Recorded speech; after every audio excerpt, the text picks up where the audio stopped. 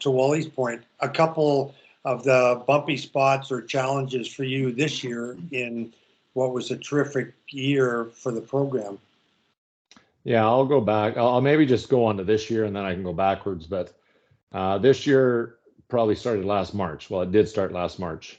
And it started even before that. In February, I started to just recognize some things on our team that as we were going through the final moments of the regular season last year in 2022, and then the playoffs, and then I had some conversations with our strength coaches. I was starting to notice that we were really explosive and fast, 4 or 5 seconds, but not a lot of guys had the consistency or the intensity to play at the end of a shift or at the end of a period the way we wanted to play, fast, intense, smothering pucks, smothering play, except we had one guy, which is Ryan Graham. Ryan Graham was a road biker, mountain biker in the summer. So I just started to look at it differently, and I sat down with our strength coaches in March and said, I just don't know if our capacity is where it needs to be. And he goes, what do you mean? I said, it just appears all our strength training now is about really fast, explosive bursts. But when we're 30 seconds into a shift, we can't win loose pucks.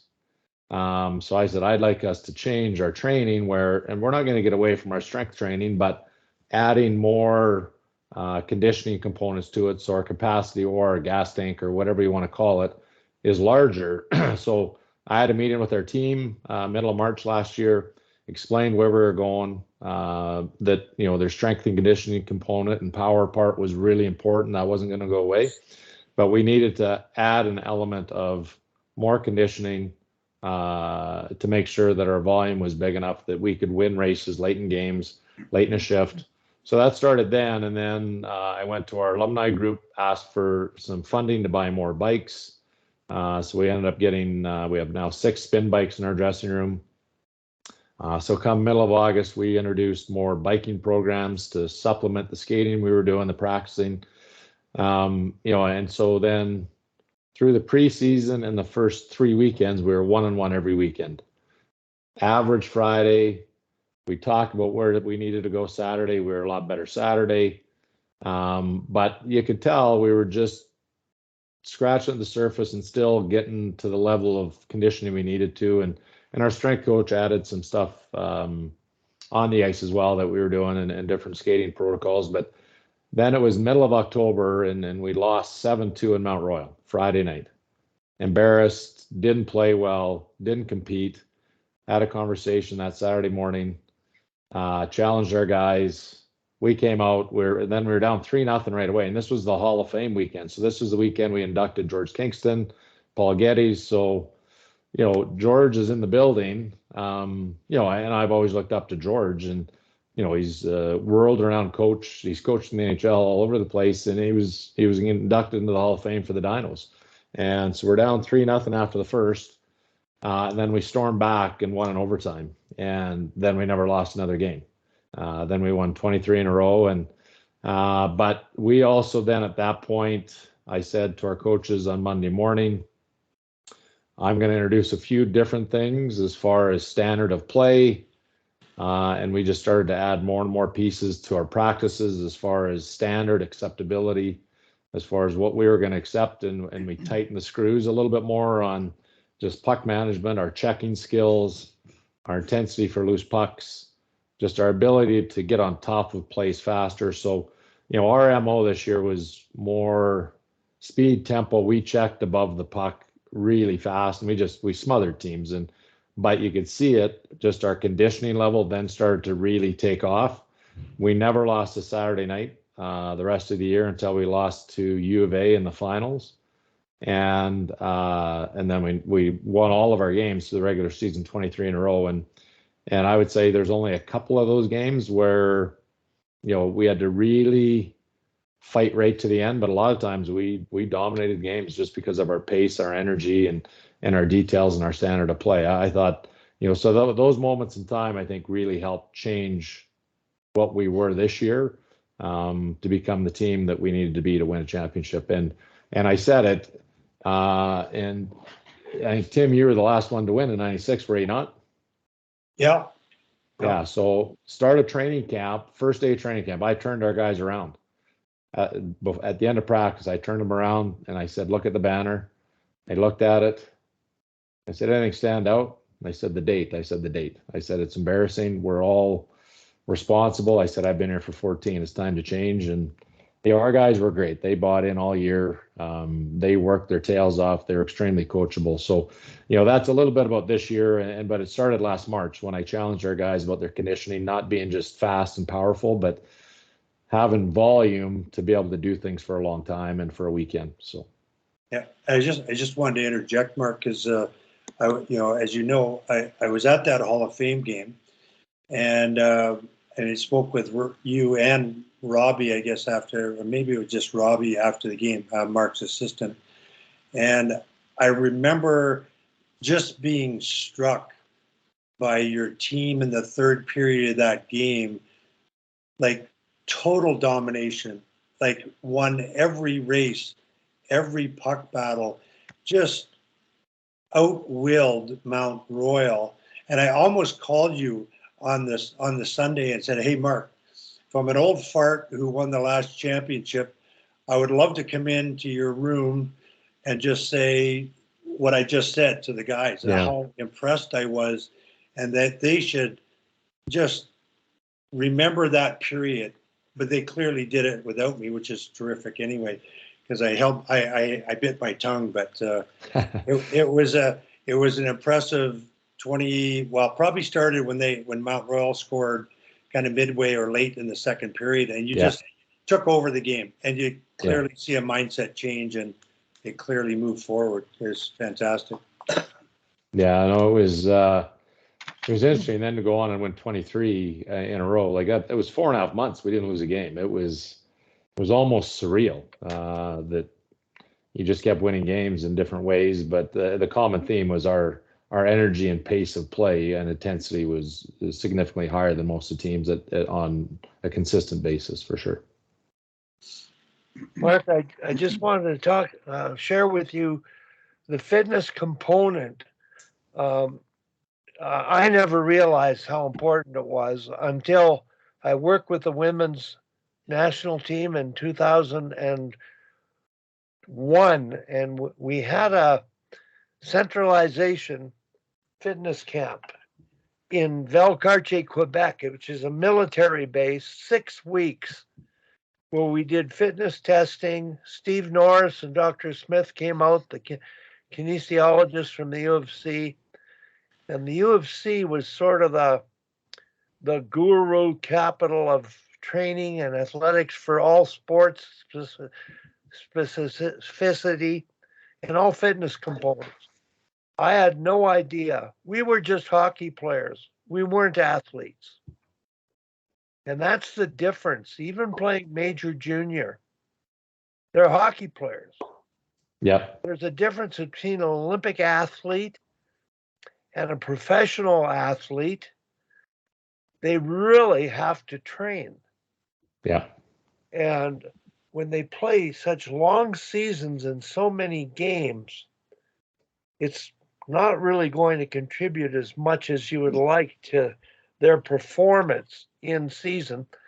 So the Valcartier experience in May and the training we did all summer and the dedication of our centralized year to fitness first, we never beat the Americans one time. We lost 8 in a row because we were dedicated to training.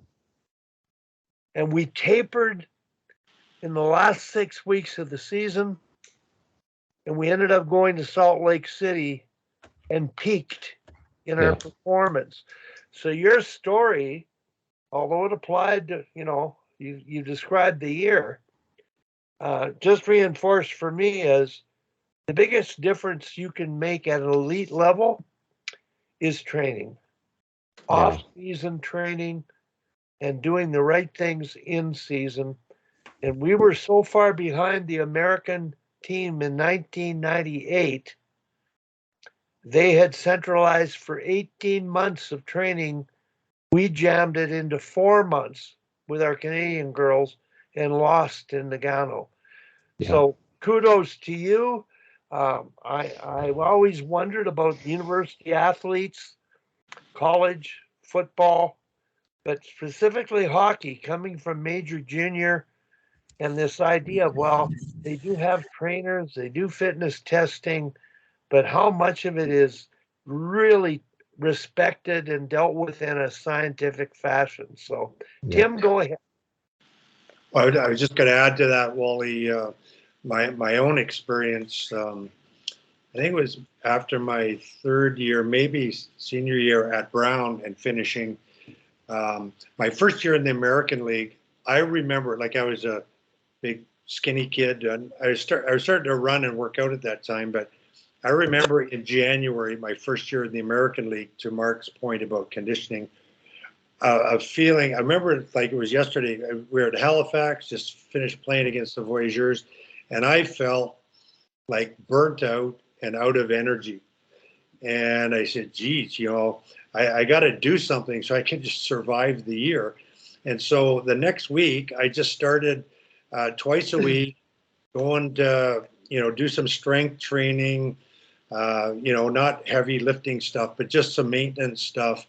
And wow, like what a difference it made eventually towards the end of that in March and April, May that year in the American League. And then I just stuck with that my whole career. Like when really nobody was doing that at that time, like none of the NHL. It was the days when I remember my first training camp, Phil Esposito coming to camp, and he's like, "Where are my skates? Where are my skates? I haven't seen them since April," and they did nothing. And really, it was my ticket to finding a spot professionally. After my first year in the American League, I met my partner Barb, and she was a East grad from Guelph, and she did a fitness program for me that summer. I went to training camp, and I stood out like a sore thumb because I was in such great shape, and it helped me make the team. And that's what fitness can do for you. And of course, now it's not as much of a separator because everybody does it. Everybody knows they have to do it. But fitness is so critical. It's funny when I got to the University of Calgary, and at that time we practiced at the Oval. Now we've moved over to Father Bauer when Hockey Canada left, but that was eye-opening for me because you'd see speed skating athletes, and some of our players would see it as well. They were there for 8-10 hours a day. They'd be on the ice, then they're in the gym, then they're in front of a mirror, then they're back on the ice, then they're in the gym. Like, it was 8 to 10 hours. It was unbelievable to watch. And that was kind of your moment going, okay, we got hockey players and then we have athletes. And I think to your point, Tim, everybody trains now, but I see a lot of strength coaches, and I had to challenge our strength coaches. We have two of them that I just see a lot of strength coaches now. It's all about power and speed in hockey, because it is like it's all 1, 2, 3 second bursts, but that anaerobic and aerobic power to have, the capacity in your lungs and your legs to be able to go longer than somebody else. If you don't have massive capacity in your lungs to be able to use oxygen, get blood flow at a higher level, to recover faster, you can't play fast enough for long enough. You can do it for the first 15 seconds of a shift. So Tim, you were kind of on the start of it, but now, like, most kids train, and they all have trainers, especially the good ones that are in, going into junior hockey and beyond, and all the pro guys. It's just, I see a difference now where athletes, especially hockey players, can't play as fast as they need to for the entire shift, or throughout a period, or throughout a weekend. And that's, like I said, when I watched Ryan Graham last year, like, he's a big man, but his lung capacity was huge because he road biked all summer. Yeah, it's so important. There's just no question. And I think the power thing. I'm struggling to come up with his name. The guy that was the Boyle. He's at BU for years and years. He was the U.S. Strength trainer for years, and he was the first guy that basically posited that really the aerobic side is not really important, or maybe it was more accurately that he felt he got enough aerobic training out of his power and explosiveness training. But Yeah. I totally agree with you. Like, you know, I mean, you've got to have that big aerobic base. It's the support for everything else. But Yeah. he might argue, but you know, about 20 years ago, he kind of started down that road. And Yeah. anyway, Mark, Mike Stewart is on. Hi, Mike. I was able to invite you and get you added. Could you introduce yourself to the group and give us a bit of your background? Yeah, hi guys. Thanks, Wally, for having me today. I grew up southeast of Calgary here, played AAA midget in Calgary, went on to get a scholarship at Michigan State, was drafted while I was at State by the New York Rangers, battled in the American League for 8 years and realized I wasn't going to make the NHL, went over to Europe, played 10 years in Europe, and then kind of fell into coaching after that. Learning by doing. Wally was actually one of my mentors back then. I'd pick his brain for a couple of tips because, to be honest, at the beginning, I really didn't know what was going on. And in the meantime, I think it's 10 years now I've been a head coach in the DEL, well, in Germany in the second league first, and then got a chance in the DEL. And now I coach in Wolfsburg, which is 2 hours east of Berlin. In the DEL, which is the elite league of Germany. Thanks, Mike. It's been a while. You're looking very svelte and young. As you can see, a few of us have aged and have lost our hair, but you know, everything that we're talking about. And Mark, I wanted to sort of stay on this topic. I know in Europe, they started training years before we thought about it. I can remember playing. We were in the Allen Cup and got to the finals, so we got to go to the Star Cup in Europe against the top club teams in the Czech Republic and Sweden. And it was embarrassing, the fitness difference. We had to share a shower. And we just had a bunch of overweight senior players who weren't athletes, and the Czechs were cut. Like, you could see how cut they were. And our trainer came into the room before we went to shower. He says, "You guys better be careful when you go in the room. You're going to see some pretty built guys in there." And going back to 1998, Mark, I coached Team Japan women. And the dressing rooms are, I think, 12 teams to number 1. And I was in the 12th dressing room, being in the last place with the Japanese. And I got to walk by all the dressing rooms and see all the athletes that might be there. And the Canadians were in the second room. The Americans, I don't know what, no, we were in the first room, the Canadians, and the Americans the second. And when the Americans came out, they were cut, they were trained, they were athletes. And that's when my light bulb went on. Oh my God. And losing in that Olympics, we let the sports scientists take over. And the payoff for what you've been through and what you're doing at the USC, well, that's what maintained our program. So, Mark, I'm really curious about, your story of the season, and you feel the fitness. Now, you have an awfully young team. You've probably only got 2 graduating players. Can you describe your structure of your team and moving forward, what you might be doing to maintain results? Yeah, ironically, it was probably last summer. A lot of people asked, including our coaching staff, how are we going to be? What are we going to? I said, we're young. Like we have a really young group. I said if we can skate and check, we'll be, we can be in the mix. I didn't, and no offense to our players, and I've told them this. This was not the year I thought we would run to the championship. But as I mentioned, our guys were so bought in right away.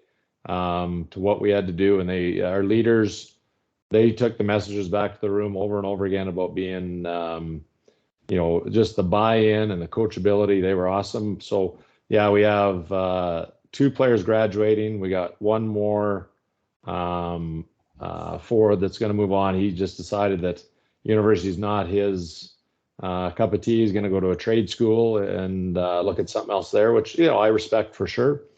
But yeah, we have a lot of guys coming back. We'll bring in, we need to add a little bit of depth to our defense. We only had 7 last year, so we'll bring in 2 this year to give us to 8 or 9. Just to, 7, there's a lot of games we played with 5 and then go to 4, just guys get banged up. And then up front, we have lots of guys coming back. So, we've, had our exit meetings like every coach does and explain to guys where they need to get to and what their responsibilities are for the next, I guess it would have been 5 months. And I guess we're down to 4 now.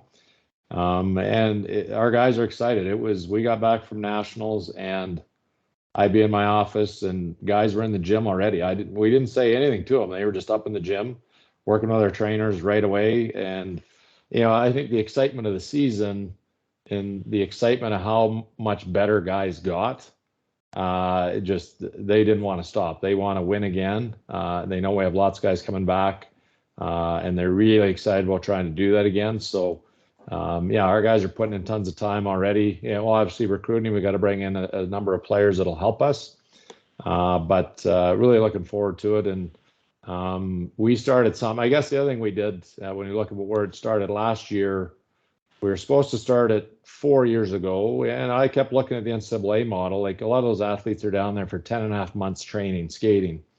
So we were going to start it 4 years ago. Obviously, the COVID kind of got in the way.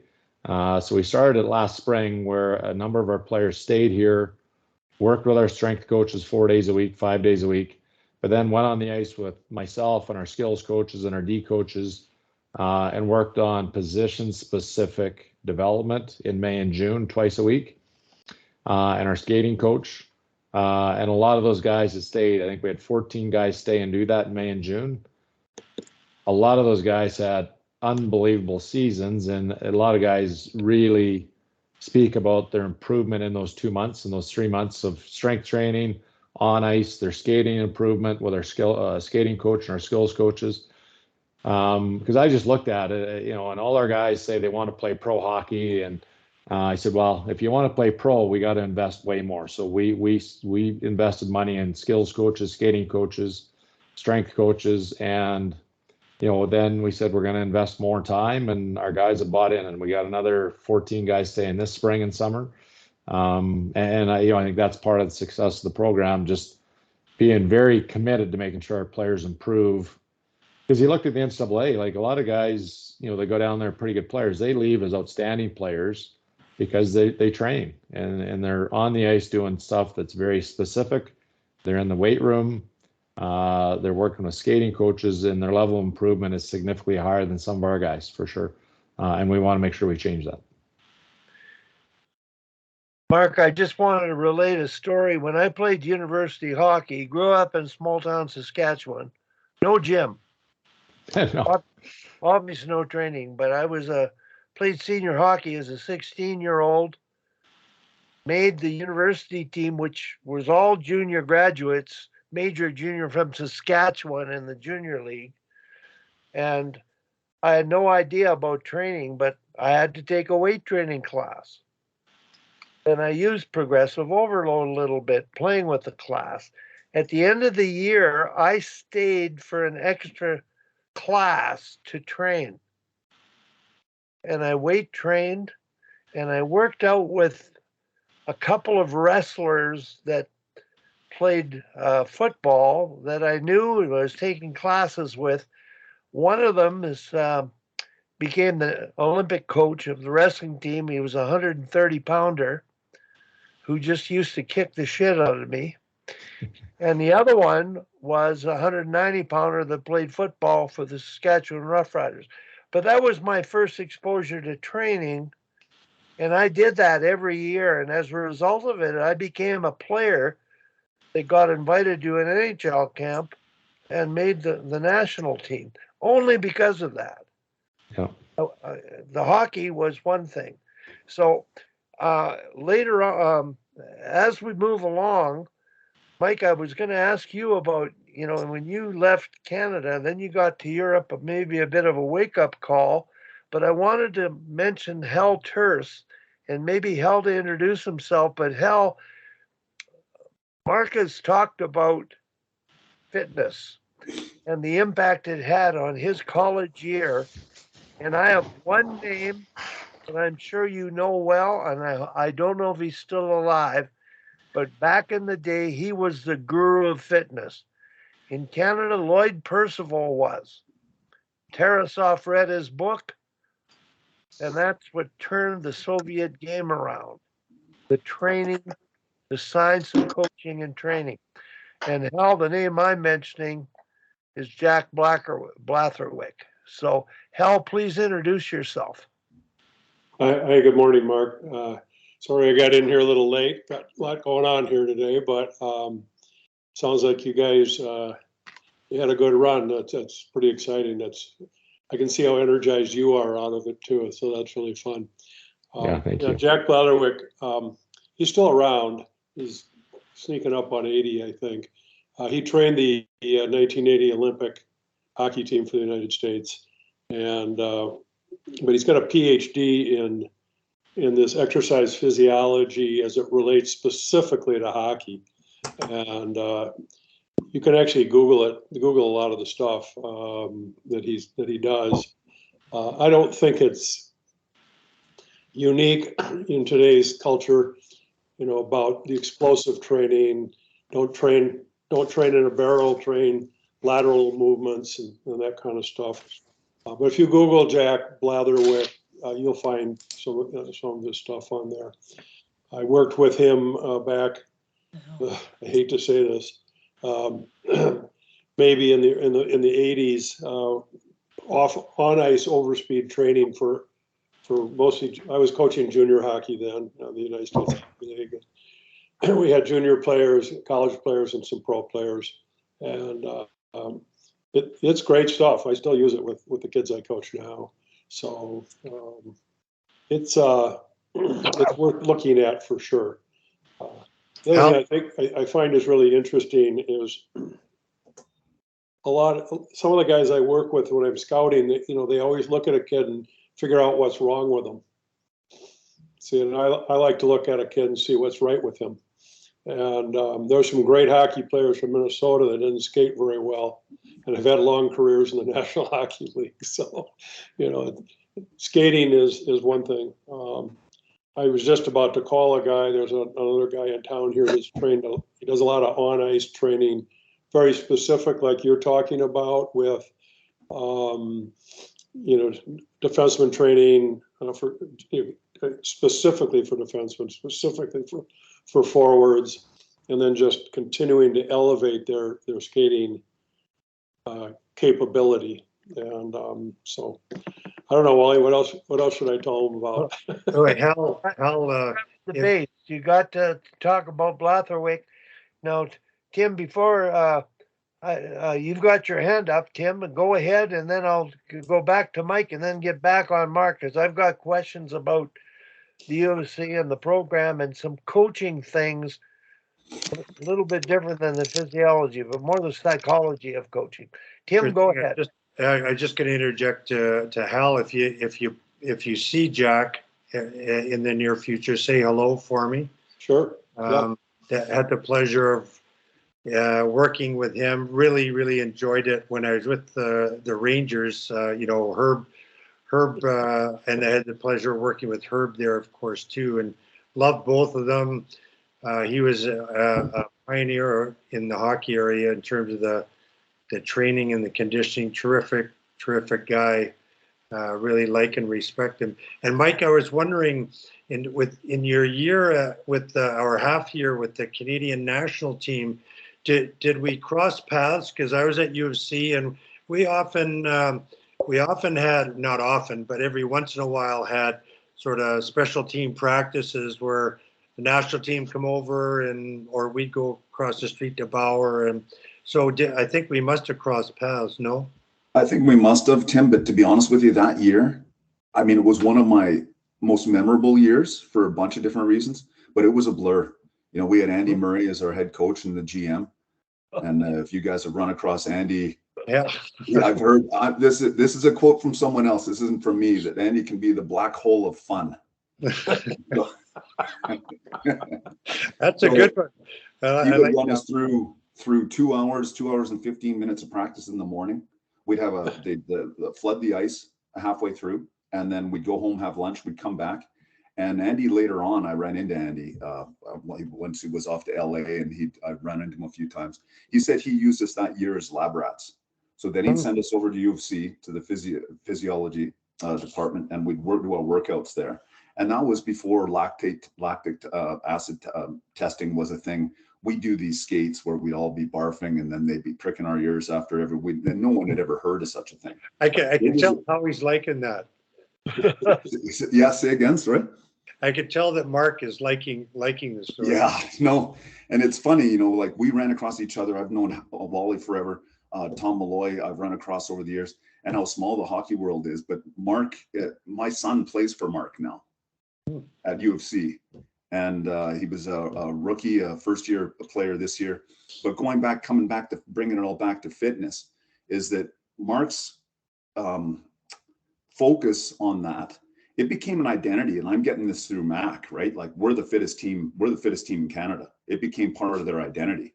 And there was a lot of misery going on, right, with the bag skates, Mark, and everything else. But it made me think at the pro level. Well, I'll go back a little bit, because my first year pro was in 92.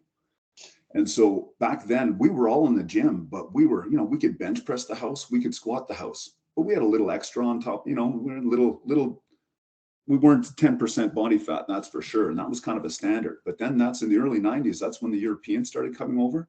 And these guys would come off the plane, and boys, like up top, skinny shoulders, like they're fit, right? Skinny shoulders, not much of a chest. But then their core and their ass and their legs, oh my God, they were absolutely massive. And they changed the whole dynamic of training from the hockey specific training in North America. And that was about kind of mid to late 80s when all the Europeans started coming over. And then, you know, me going over even into Europe. And it's an interesting thing, because even with Mark, and I've experienced both, because I played at Michigan State, where I think we played 36 regular season games. So that rhythm of 2 games on the weekend, Sunday off. So we played Friday, Saturday, Sunday off. And then Monday, like Monday, Tuesday, Wednesday, we were back in the gym. We were on the ice. But then you get into pro, where there's very little time for that. And I played 8 years in the American League. And to be honest with you, we didn't spend much time in the gym during the regular season. And then fast forward now to 2023 over in Europe. Like I've had 2 assistant coaches. I have a goalie coach. I have a full-time performance coach on our club, because the Europeans, and this goes back decades before it became a thing in Canada, their focus and their emphasis on fitness is always been huge. So even with that extra money, and I mean, what goes into our budget outside of the players is huge, and it's specific towards fitness. And that's one of the interesting things, is because now it's still not a standard, but being as fit as you can, what you guys have all been talking about, it's the standard. And so guys that come in that aren't, like, they're fit compared to, you know, Mark, I know you played as well, compared to our time, like they're way fitter than we were, but they're not near as fit as they need to be. And even in the European sphere, where, you know, we play a reduced schedule compared to the NHL. So we have 56 regular season games in a typical year, and it's kind of a college rhythm. You know, occasionally you have a game on a Tuesday or Wednesday in the middle of the week. So our focus on fitness in between games is huge. But this year, I just landed a couple of days ago. That's why I'm really happy I was able to get on today. This year we had our 56 regular season game schedule. We qualified the season before for Champions League. And for you guys that don't know, they're kind of copying soccer over there, where they take the champions or the top 4 teams from Sweden, Finland, Germany, the top nations, all the way down to 1 representative from France or Italy. And during the regular season, we play these other games. So we made it out of group stage, lost in the quarterfinals. That was an extra 8 games, and only 8 games, what that does to our schedule and how it compresses it. Then we got into playoffs, and we played quarterfinals. We won in 7. We lost in 7 in the semis. That was 10 days ago, 12 days ago. So my message to my guys now is the hard work in the summer, that pays off in playoffs. During the regular season, and especially this year, we were on an NHL schedule. We played 78 games this year in Europe. It was a game every 1.9 days. And coaching completely changed for my staff and I. It was a real challenge. It was like NHL, and we'd never coached in the NHL or had that kind of schedule before. Our coaching was done by video because we were either playing or we had an optional skate for 6 months. It was nuts. So anyways, long story short, I think that the fitness, and that's been my message for years, the effort that the guys put in summer, you're going to get the respect of your coach. And I hang up all the results when we do our physical testing, and the guys that come in last or second last, it's there for God and everybody to see, and they can be embarrassed and a little ashamed themselves as far as I'm concerned. But their fitness regiment in the summer, that pays off in the playoffs. Can you still, do you have a big engine in the playoffs? Can you do what you do and say, we don't have call-ups, we don't have trades in Europe. So your lineup at the beginning of the season, that is, so if you've got guys out of your lineup for injuries, that always happen, right? Can a forward go out there? Can my top forward go out there and play 26 minutes and be damn near as good in the last 10 minutes as he was in the first 10 minutes? That's the work in the summer. I just mentioned Tarasov's quote. Yeah. Build your boat in the winter so you can sail it in the summer. Yeah. Very, very appropriate. What you want in season, but Mark, if they're training off season now, and you've got May and June buy-in program, and at their own will and expense, they're willing to stay on campus, maybe take an extra course where there isn't the pressure of the schedule, but to train. You're going to be very successful in the long haul and outplay so many teams.